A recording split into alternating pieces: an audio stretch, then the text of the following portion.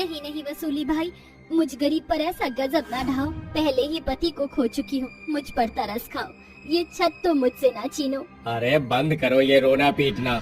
तू चाहे जितने टेसुए बहा ले, लेकिन अब वसूली तुझे यहाँ एक क्षण भर भी नहीं टिकने देगा। चल भूट यहाँ से। वह मजबूर माँ वसूली के सामने हाथ जोड़कर गिड़गिड़ा रही थी, मगर अफसोस कि उसका मन नहीं पसीजा। लगता है तू ऐसे नहीं मानेगी। अब मेरे मुस्तंडे तुझे तेरे नाली के कीड़ों के साथ घसीटते हुए घर से बाहर निकालेंगे। नहीं, मैं खुद इस घर से चली जाऊंगी। बस मुझ गरीब को अपने सामान की गठरी बांध लेने दो। तू यहाँ से कुछ नहीं लेकर जा सकती। पिछले 3 महीने से झुग्गी का भाड़ा नहीं भरा।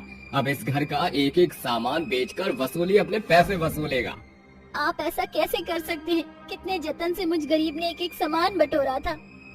देख, चुपचाप शराफत से चली जा, वरना वसूली जिसे नजर पर चढ़ा लेता है उसे छोड़ता नहीं। इसलिए झिक मत कर। इस तरह एक बार फिर ठंड में एक गरीब परिवार पर बेघरता की बिजली टूट पड़ती है।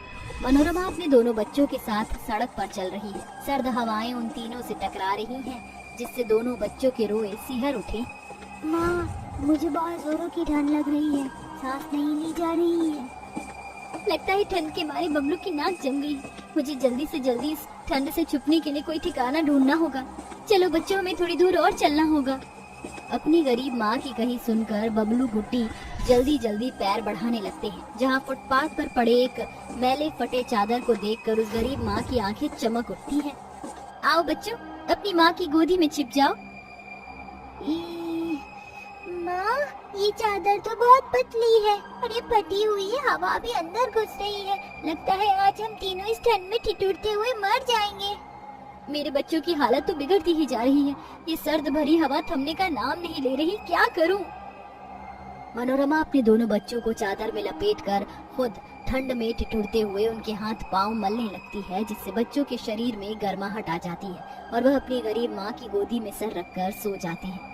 तभी अचानक एक जालिम पुलिस वाला गरीब लाचार मनोरमा पर लाठी बरसाने लगता है। माँ, अरे साहब, मुझ गरीब ने क्या आपके खेत काट लिए जो आप मुझ पर ऐसे जुल्म ढा रहे हैं? साली ससुरी, ये फुटपाथ क्या तेरे बाप का है जो यहाँ आकर जम गई है? हमारी माँ को मत मारो पुलिस अंकल, हमारा घर छूट गया है। हाँ, हमारे पास ठंड से बचने का कोई और ठिकाना भी नहीं है। अरे तो क्या रास्ते सड़क को ही अपना घर समझोगे? ज्यादा चापलूसी की ना तो अंदर कर दूंगा, फिर पीसते रहना जेल की चक्की। यही सही साहब, कम से कम ठंड में दर दर की ठोकर तो ना खानी पड़ेगी। ऐसा कहते हुए उस गरीब माँ का दुख उसकी आंखों से छलक जाता है, मगर इतने पर भी उस निर्दयी पुलिस वाले का मन नहीं पसीजता। तो फिर शुरू हो गई अपनी लाचारी का ढोंग लेकर। लगता है एक लाठी खाकर तुझे सबक नहीं मिला। चल भाग यहाँ से, वरना मार मार कर हाथ पाँव की हड्डियाँ तोड़ दूंगा। पुलिस वाला अपनी वर्दी की रौब जड़कर उन्हें वहाँ से भगा देता है। तभी एक गाड़ी गली सड़कों पर गुजरते हुए अनाउंसमेंट करती है। सुनो सुनो सुनो, मौसम विभाग ने जारी किया है कि अगले कुछ ही देर में बड़ी बर्फबारी होने वाली है। सभी अपने अपने घरों में बने रहें। सुनो सुनो सुनो। माँ, सुना आपने, बर्फ की बारिश होने वाली है। फिर हमारे पास तो घर भी नहीं है, अब हमारा क्या होगा माँ? गुड्डी ऐसा बोल ही रही थी कि तभी आसमान से बड़े बड़े बर्फ के टुकड़े जमीन पर गिरने लगते हैं, जिससे सारी सड़क बर्फ से भर जाती है। बेचारी गरीब माँ अपने दोनों बच्चों के साथ ठंड में ठिठुरते हुए सुबह से शाम के ढलते सूरज तक सर छुपाने का ठिकाना ढूंढती है। हे भगवान, अंधेरा घिरने वाला है मगर अब तक घर नहीं मिला। हालातों से हारी गरीब मनोरमा ठंड में जूझते हुए चलती जा रही थी। तभी उसके कदम बिछे हुए पाइपलाइन के पास रुक जाते हैं। चलो बच्चों, इस पाइपलाइन के अंदर चलते हैं। समझ लो अब से यही हम गरीबों के लिए ठंड से बचाव का ठिकाना है। उस कड़ाके की ठंड में वह पाइपलाइन ही उस गरीब परिवार का घर बन गया था, जहां वह सभी हाथ पांव सिकुड़कर सो जाते हैं। तभी भोर की लाली छाते ही दोनों बच्चे भूख से ललक पड़ते हैं। माँ, मुझे बहुत जोरों की भूख लगी है। अरे गुड्डी, माँ के पास एक पैसा नहीं, बिना पैसे के माँ कहाँ से खाना खरीदेगी? मगर मुझे बहुत जोरों की भूख लगी है, मुझे खाना चाहिए। माँ, हम यहाँ क्यों आए? चलो ना घर चलते हैं, ये बहुत ठंड है और खाने को भी कुछ भी नहीं है। अपने बच्चों की बढ़ती भूख देख मनोरमा गुड्डी का सर सहलाकर कहती है, गुड्डी, बबलू, तुम दोनों यहीं ठहरो, मैं कुछ करती हूँ। मनोरमा अपने गरीब बच्चों की भूख मिटाने के लिए खाने की खोज में निकल जाती है, मगर ठंड के कोहरे के कारण उसे दूर दूर तक कुछ भी दिखाई नहीं दे रहा था। तभी उसकी आंख एक खाने के ठेले पर गड़ जाती है। अरे भाई साहब, मुझे मजबूर माँ की मदद करो। मेरे बदनसीब बच्चे उस पाइपलाइन के भीतर ठंड में ठिठुर रहे हैं, वो बहुत भूखे हैं, कुछ खाने को दे दो। मगर बहन, अभी तो बस मैंने बिरयानी बनाने का प्याज भाजी ही काटा है, बनने में घंटा 2 घंटा लगेगा। इतनी देरी देखकर मनोरमा पतीले में झांककर कहती है, भाई साहब इस पतीले में क्या है? इसके भीतर कल का बासी बिरयानी पड़ा है। मुझे एक डोंगे में वही दे दीजिए। खा पाएंगे तुम्हारे बच्चे ये बासी खाना? भूख में तो जो रूखा सूखा भी अमृत होता है, कम से कम इस खाने के कौर से मेरे बच्चे उस ठंड के कोहराम में जिंदा तो रहेंगे। गरीब मनोरमा पतीले का बासी खाना खुरच कर डोंगे में काढ़ कर पाइपलाइन की तैयार चल पड़ती है, जहाँ उसके भूखे बच्चे ललचाए आंखों से खाने पर झपट पड़ते हैं। ये खाना मैं खाऊंगी बबलू, इसे छोड़ दे। नहीं, मुझे अभी बहुत भूख लगी है। अरे तुम दोनों भाई बहन ऐसे खाने के पीछे झगड़ो मत, जो है इसे मिल बांट कर खा लो। बड़ी मिन्नत के बाद तुम्हारी माँ को ये खाना मिला है, तुम दोनों को इसकी कीमत समझनी होगी। अपनी माँ की ये बात सुनकर दोनों बच्चे आपस में मिलकर एक दूसरे को खिलाने लगते हैं। ये ले गुड्डी, अपने भाई के हाथों से खाना खा ले। पता नहीं इस ठंड में हमें इसके बाद खाने को कुछ मिले ना मिले। ऐसे ही दिन ढलते जाते हैं, जिसके साथ ठंड की गर्दिश उन गरीबों के घर को पूरी तरह घर लेती है। सवेरे पाइपलाइन पर बर्फ की पपड़ी चढ़ जाती है। मनोरमा बगैर अपनी परवाह किए अपने बच्चों को अपने आंचल को उड़ाकर खुद सारी रात ठंड में कांपती हुई बेहोश हो जाती है। तभी बबलू रोते हुए पाइपलाइन से कुछ दूर जा पहुंचता है, जहां खुदाई का काम चल रहा था। अंकल मेरी मदद करो, मेरी माँ वहाँ पाइपलाइन में बेहोश पड़ी है, वो जाग ही नहीं रही है। मुझे अपनी माँ के पास ले चलो।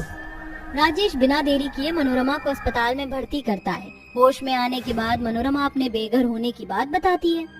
अपने आंसू पोंछ लो मनोरमा, ये विधाता अगर कहर ढाता है तो उठाता भी वही है। वैसे मुझे खुदाई के काम के लिए मजदूरों की जरूरत थी, अब तुम वहाँ काम कर लेना। बदले में सरकार ने उन मजदूरों को ठहरने के लिए घर भी दिया हुआ है, घर के लिए ठहराव भी है। आखिर में ठंड में दर दर की ठोकर खाने के एक वक्त बाद मनोरमा के उखड़े कदमों को ठहराव मिल जाता है, जिसके बाद मनोरमा मगन होकर मेहनत करती है, जिसे ठंड में छीनी हुई छत उन्हें फिर से मिल जाती है। सौतेली सास और गर्भवती बहू की ठंड। वसुधा के जीवन में कुछ महीने पहले ही खुशियों ने दस्तक दी थी, जब उसकी शादी हरी से हुई थी।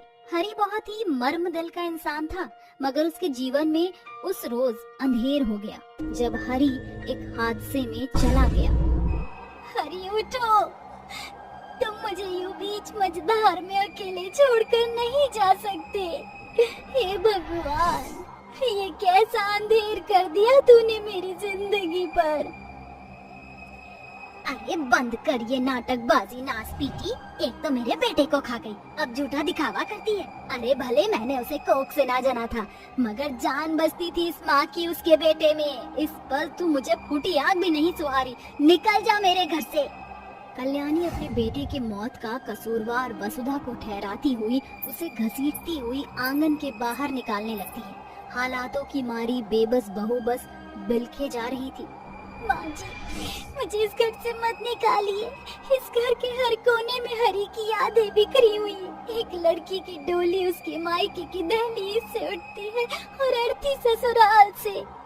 तो ठीक है, मैं तेरा ये शौक अभी पूरा कर देती हूँ, तू भी मर जा।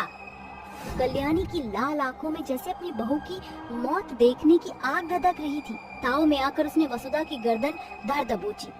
बहू क्षण भर के भीतर ही बेहोश हो गई। तभी गांव में रहने वाली मनोरमा बेचारी बहू को बचाने के लिए बीच में कूद पड़ी। अरे कल्याणी, बौरा गई हो क्या? अरे मार ही डालोगी क्या बेचारी को? मनोरमा जल्दी से वसुधा की नब्ज जांच कर बोलती है। अरे कल्याणी, माता मनाना छोड़ और खील बताशे बांट। 2 माह से गर्भवती है तेरी बहू। अरे चुप कर मर जानी, खील बताशे खिलाने से भला मैं से मौत की नींद सुला दूं। सौतेली सास की ये बात सुनकर पूरा गांव गढ़ गुस्से में कल्याणी पर चढ़ बैठता है और सरपंच दीनानाथ कहते हैं, कान खोल कर सुन लो कल्याणी, अगर तुम्हारी गर्भवती बहू की जान गई तो जेल की हवा खाने को तैयार रहना। इस बात को गांठ बांध लो।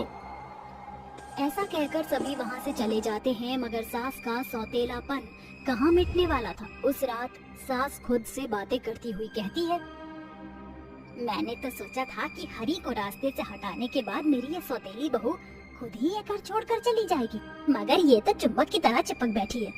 इस प्रॉपर्टी को पाने के लिए इतने पापड़ बेले हैं मैंने। अगर मैं अपने सौतेले बेटे को रास्ते से हटा सकती हूँ तो उसके वारिस को भी मिट्टी में मिला दूंगी। अब ये जाड़े का महीना बनेगा मेरा हथियार। ये सौतेली सास बहू रानी को बर्फ की सिल्ली में जमा देगी। अगली सुबह पूरे गांव में ठंडी ठंडी हवाएं बह रही थीं। सुबह के 5 बज रहे थे, तभी कल्याणी चटाई पर सो रही बहू के मुंह पर बाल्टी भर कर पानी डालती है। बहू बेचारी ठिठुरती हुई आंख खोलती हुई कहती है, माँ जी ये कैसा कहर ढा रही हैं आप? चुप कर करमजली, खबरदार जो मुझसे जुबान लड़ाई तो जुबान खींच लूंगी। तुझे यही सिखाकर भेजा है तेरे बाप ने। गुड़ी बहू का एक भी लक्षण नहीं तुझमें। चल उठ और जल्दी से सारा काम खत्म कर। सास का उखड़ा स्वभाव देखकर गर्भवती बहू काम करने में जुट जाती है, मगर चाय बनाते वक्त उसे अचानक मितली आ जाती है और वह मुंह दबाकर सिंक की ओर जाती है। तभी सास किचन में आकर कुड़कुड़ाती हुई बेरहमी से बहू के बाल खींचती हुई कहती है, राम राम राम बेड़ा कर्क हो, क्यूरी मर जानी, बर्तन मांजने का सिंक तेरे रायता फैलाने के लिए बना है क्या? माँ जी वो अचानक मन कच्चा हो गया और मितली आ गई, मैं अभी साफ कर देती हूँ। तेरी ये उलूल जुलूल हरकतें यूं ही बंद नहीं होने वाली। जा जाकर सर्दियों का हालचाल पूछ कर आ। ऐसा बोलकर कल्याणी कसाई की तरह अपनी गर्भवती बहू को घसीटती हुई घर से बाहर निकाल देती है। बेचारी गर्भवती बहू सारा दिन ठंड में ठिठुरती है। कितनी ठंड है यहाँ पर, मुझे हर हाल में अपने पेट में पल रहे बच्चे को बचाना होगा। उस वक्त गर्भवती बहू की दशा किसी राहगीर गरीब से बिल्कुल अलग ना थी। उसके तन पर लिपटी सूती की सफेद साड़ी थी जिस पर बर्फ की बूंदें समाई जा रही थी। उसकी साड़ी बर्फ के पानी से बुरी तरह से भीग चुकी थी। सांझ ढल गई और रात का अंधेरा घिराया, मगर सौतेली सास का दिल कहाँ पसीजने वाला था। माँ जी दरवाजा खोल दीजिए, बाहर बहुत ज्यादा ठंड है, मुझ गर्भवती बहू पर तरस खाइए। जितना चिल्लाना है चिल्ला, मगर ये दरवाजा सुबह ही खुलेगा। जहाँ एक और सौतेली सास ठंड की रात रजाई में सुकून की नींद ले रही थी, वहीं बेचारी गर्भवती बहू ठंड का कहर काट रही थी। उसका शरीर ठंडा पड़ चुका था। वह हर क्षण हाथ पांव मल रही थी ताकि थोड़ी गर्माहट मिले। जैसे तैसे सुबह हो गई और सास दरवाजा खोलकर तफरीबाजी करती हुई कहती है, क्यों बहू रानी, कैसी कटी ठंड की रात? बहू कमरे की ओर बढ़ने लगती है, तभी सास कहती है, अरे ओ करमजली, कहाँ जा रही है? ये कपड़े उठा और नदी पर जाकर धो के ला। मगर माँ जी हमारे घर में तो पानी के लिए मोटर लगा हुआ है, फिर नदी पर क्यों जाना? अरे चुप कर, काम चोरी ना कर समझी। तेरी माँ ने तुझे सास से सवाल जवाब करना सिखाया है और मोटर फूक गया है तो उसे ठीक तू कराएगी। चुपचाप कपड़े उठा और नदी पर जा, वरना उठा अपनी गठरी और पकड़ ले मायके की डगरी। सौतेली सास के मुंह से बेघर होने की बात सुनकर गर्भवती बहू अपने माथे पर भारी कपड़ों का बोझ लाद कर नदी पर आती है। नदी की ठंडी हवाओं ने घेर रखा था। कोहरे के कारण कुछ भी नजर नहीं आ रहा था। ना तो वसुधा के पाँव में चप्पल थी, ना तन पर कोई चादर। हे भगवान, ये नदी का पानी तो बहुत ज्यादा ठंडा है। इस पानी को छूने भर से ऐसा लगा जैसे हाथ जम गया। मेरे बच्चे की हिफाजत तेरे हाथों में ही सृष्टि के रचयिता। जहाँ गांव का हर जन ठंड से बचाव के लिए अपने घरों में आग जलाकर बैठा था, वहीं कड़ाके की ठंड में वह गर्भवती बहू नदी पर कपड़े धो रही थी। कुछ देर के बाद बहू घर लौट आती है। समय बीतता जाता है, जिसके साथ बहू का पेट उभरने लगता है। अब सर्दियों का तापमान और भी बढ़ जाता है, जिसके साथ सास की साजिश भी और बढ़ती है।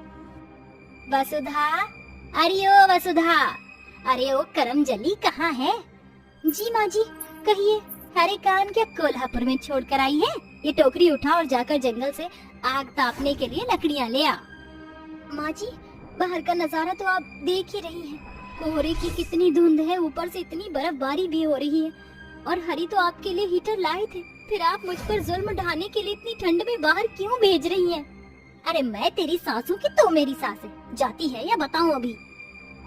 बेचारी गर्भवती बहू को कड़ाके की ठंड में जंगल जाने के सिवा कोई दूसरा राह नहीं बचता। ऐसे ही सास अपनी गर्भवती बहू के हर दिन को ठंड के कहर में बदल देती है। पता नहीं ये मरजानी किस मिट्टी के बनी है जिस पर ठंड का कहर भी फीका पड़ रहा है। अब मुझे अपना आखिरी दाव चलना ही पड़ेगा।